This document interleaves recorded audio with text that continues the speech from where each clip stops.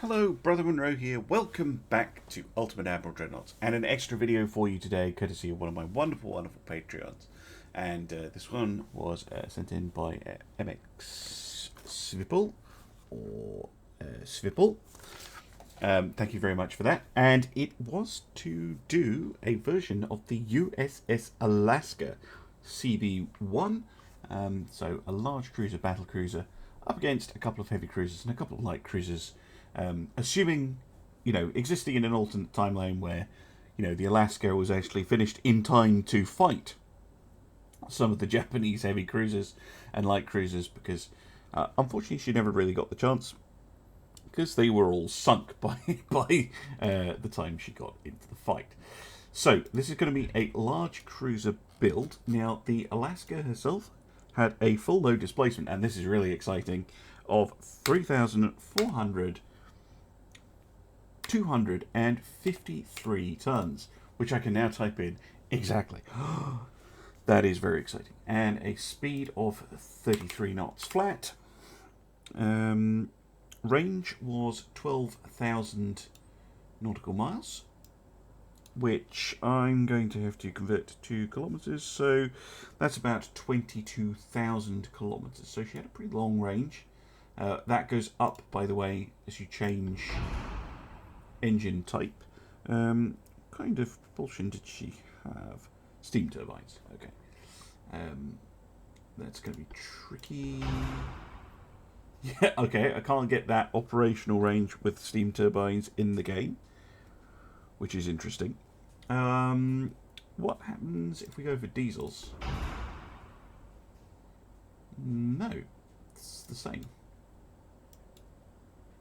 Okay, steam turbines it is then. We'll keep with the actual stats. Similarly, I'm going to try and stick to the actual stats in terms of armour. So this is not going to be my version of. This is going to be very much based on. But what I will do, because I'm just using Wikipedia as a source here, I'm just going to have 9-inch everywhere on the belt. And the deck, it says, was 4-inch, so I'm just going to go 4-inch everywhere, because that's easier. Alright, let's get the rest of the ship built. So she had 9 12-inch guns, which we will get built in just a second. I'm trying to think. I think she had this type of tower from the picture. Yeah, that one looks closer to what she had to me.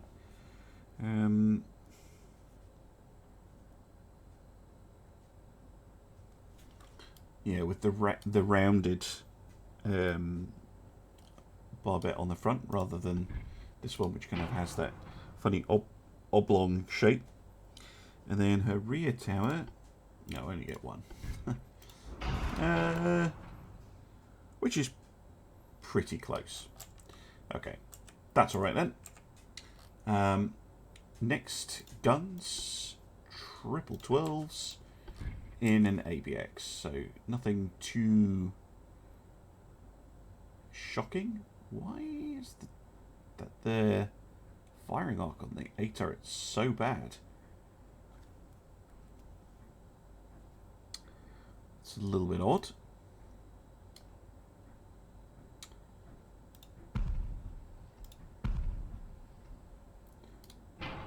Actually tucked under pretty well.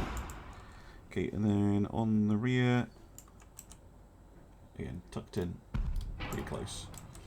Okay, we've got a little bit of a 4-weight offset.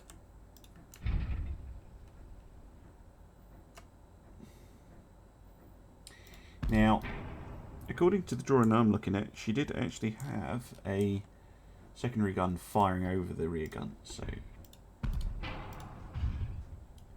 let's get that put in. Okay, there we go.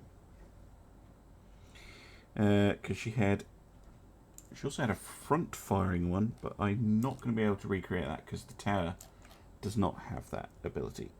So I'm going to take some liberties with the secondary armament, but her secondary armament were 5-inch dual guns. So we'll bring those up. One here, and then we'll just go 1, 2, 3, like that. So she's got one extra one, basically, I think. Because she had 12, so we've got 2, 4, 6, 8, 10, 12, 14. So we've lost this one, but we've got an extra pair here to compensate. And then she just had a bunch of AA guns, so we'll go for 2-inch guns to represent those. And of course, being a US hull, you can shove them in pretty liberally.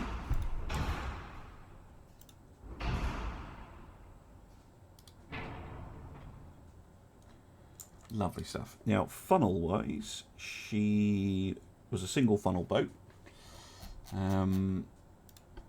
So we'll go for a big funnel, although I would actually be tempted to go for 2 funnels.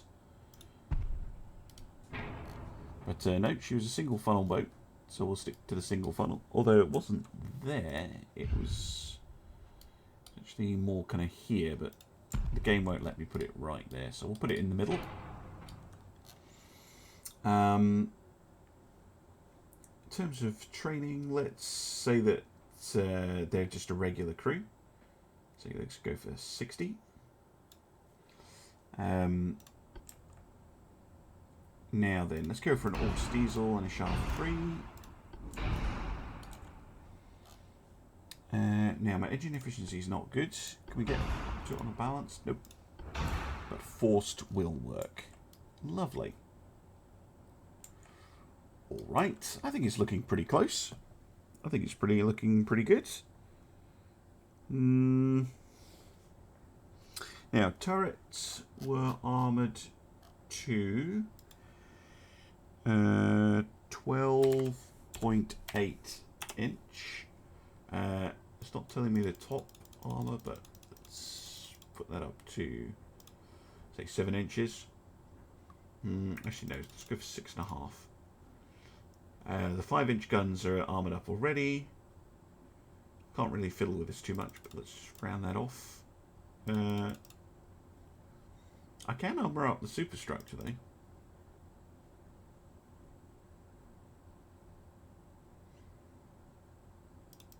Say 3-inch, because this thing is designed to take, you know, small arms fire.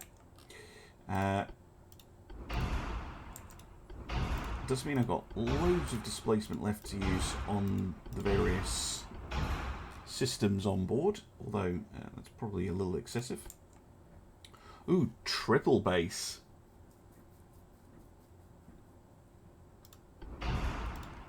Worth it.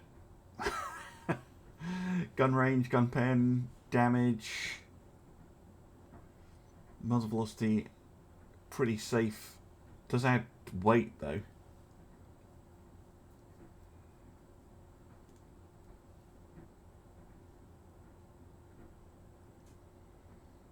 I think that's a really...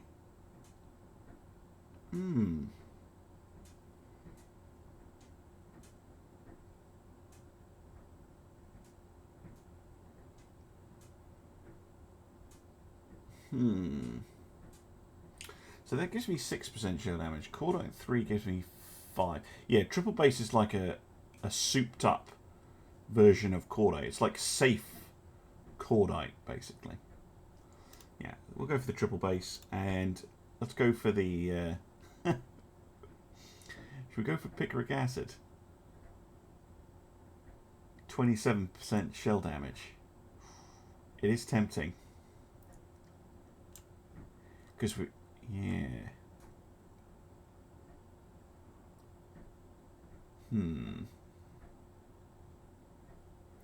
Or we could go for the high-end TNT-4.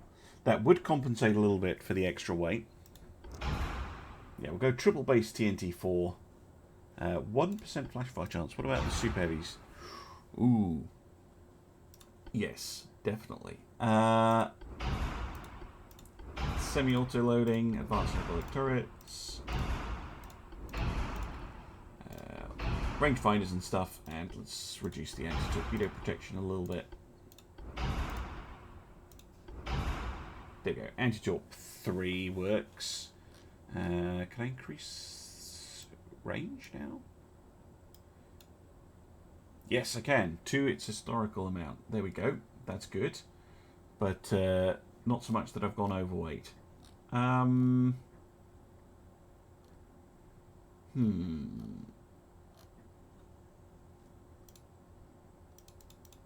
go back down to 2-inch superstructure armor. Where could we save a little bit of weight? Maybe anti-flood 2? Maybe heavy shells? No, that doesn't make much of a difference. Could go for the... No, it doesn't actually change it that much.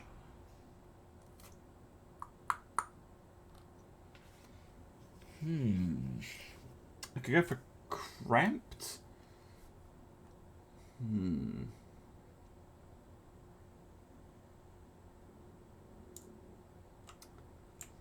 Don't think anyone would enjoy serving on it if it was cramped, but it does let me get her underweight. Yeah, let's just stuff them in like sardines.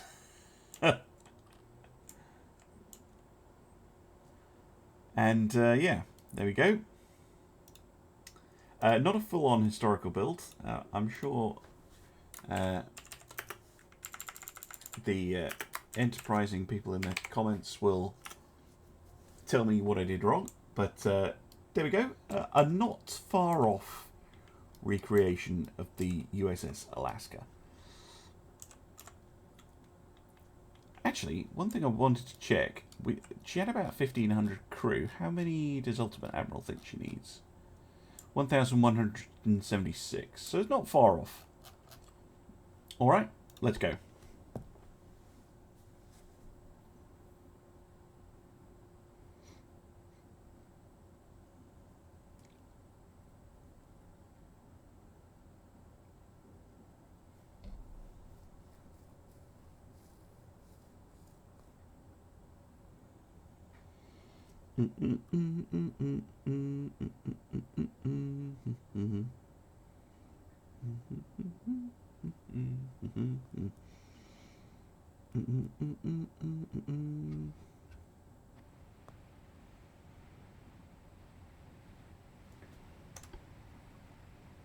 Okay.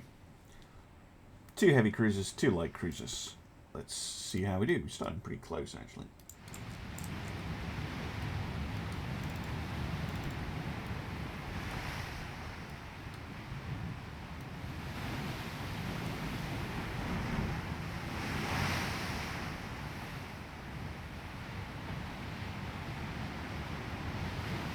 Does look like Alaska. Maybe I will make this a historical build video. That always incites some spirited debate.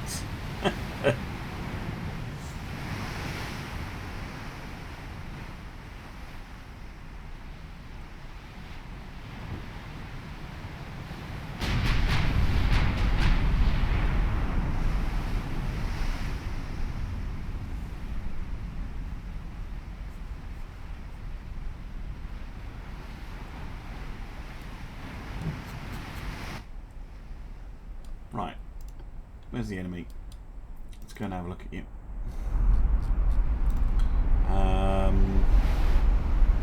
Okay, the regular heavy cruiser, 7-inch guns. All right, and holy hell, all the torpedoes on the light cruiser, which is basically a giant destroyer.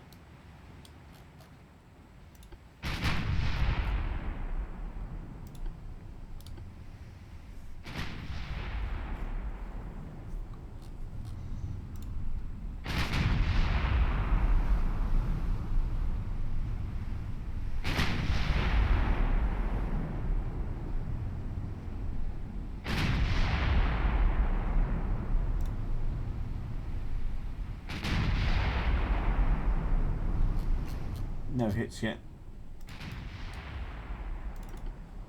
But again, we're not taking any fire either.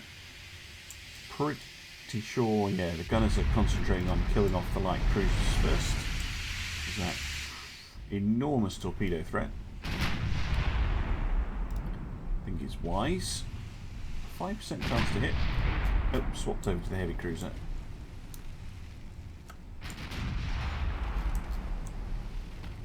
Good hit.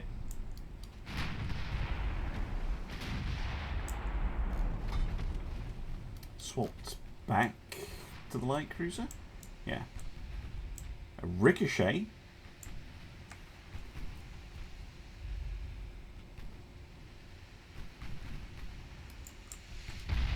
Oh, that wasn't though.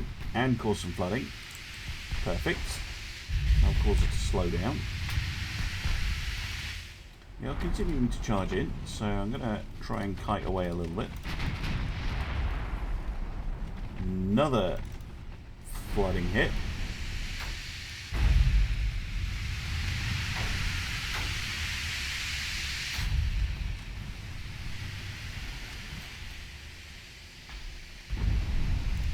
More big hits. Okay, we have an ID. Maximum bulkheads, so they're going to take quite a bit of smacking. 28 knots, so we can actually run away from them if we need to. So the range on their torpedoes, 12. Alright. We have the cannon, which does have torps on the sides. Okay.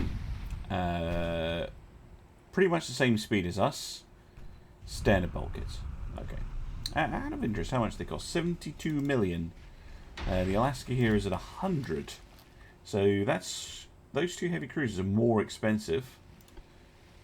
Plus another 100 million in light cruisers. So the Alaska can pull this off. She's definitely proving she's an efficient ship.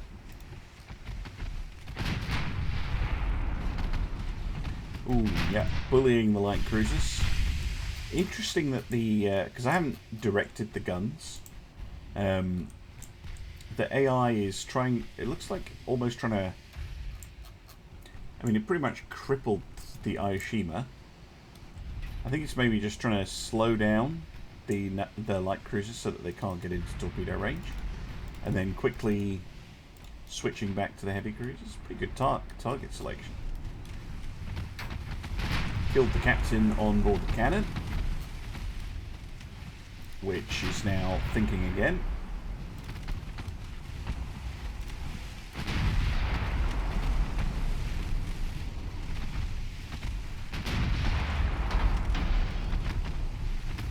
Armour definitely holding up.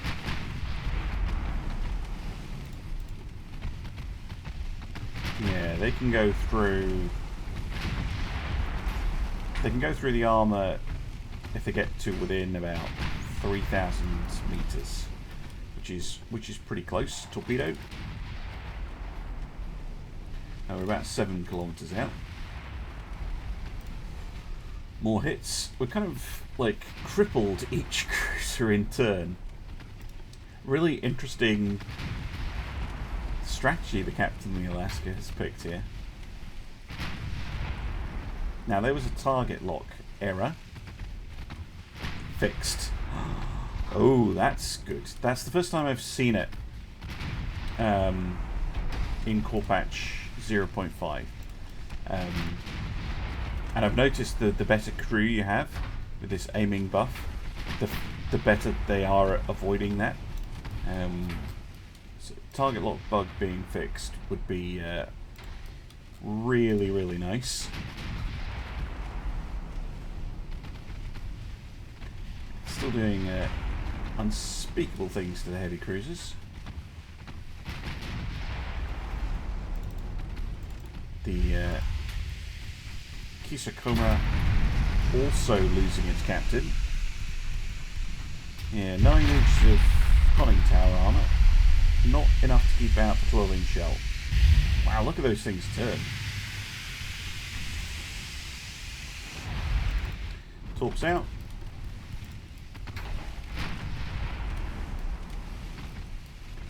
Keep on the turn.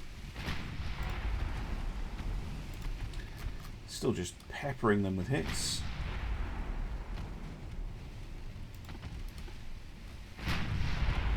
Again, we've lost our lock because of the rapid manoeuvring, but it is fixing itself, whereas before it just would not do that.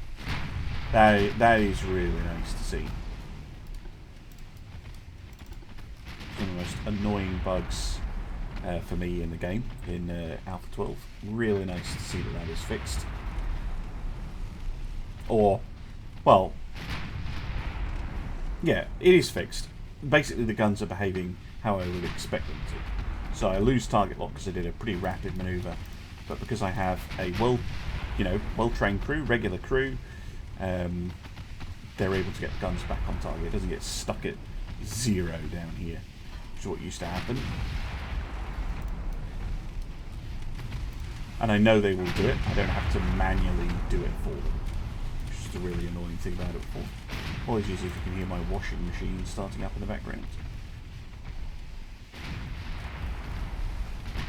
There we go, first heavy cruiser down. I know some people have been saying, oh, crew loss isn't that significant when you're shooting at enemy ships. Like the Kisakoma here still has 800 people on board, but I think the devs have it exactly right. Whoa, that was a sneaky torpedo. The only time you really saw massive losses in crew was when ships were sunk. And I think crew loss from in-battle damage is going to be a lot more of an issue when you win the battle than when you lose. Obviously, losing crew is going to be an issue if you lose ships as well, because those crews are just completely gone. But getting your ships back to full strength, I think, is going to be more of an issue for the victor than for the loser of the battle. Curious to see how this does play into the campaign and how easy it is to get trained and regular crews and seasoned crews and veteran crews and stuff like that. I think it's a really interesting addition to the custom battles. And they did just fire some torpedoes, but they go down. Well, I think that pretty conclusively showed that the Alaska, if she had got the chance to have a go against some Japanese cruisers, would have gotten the job done. Fun build, really interesting. If you want to see more historical builds and you're into that, consider joining my Patreon and you can ask me to do them. Anyway, thank you very much for joining, and I will see you again soon for some more Ultimate Admiral Dreadnoughts. Bye-bye.